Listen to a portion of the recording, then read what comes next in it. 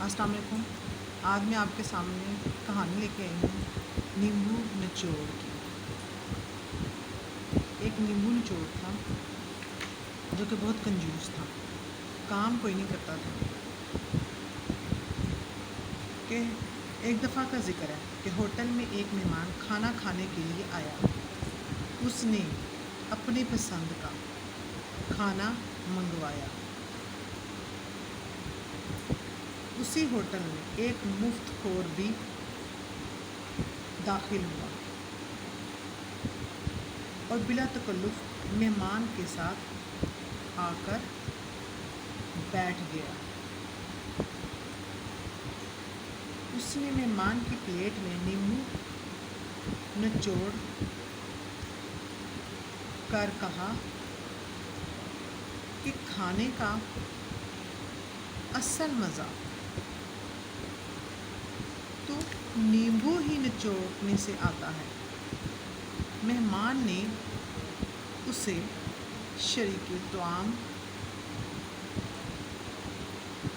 ہونے کی دعوت دی۔ مفت خور کو دعوت ملنے کی دیر تھی، وہ دونوں ہاتھوں سے کھانا کھانے لگا۔ اس نے خوب پیٹ بھر کر کھانا کھایا اور کھا پی کر چلتا بنا۔ بیچارہ مہمان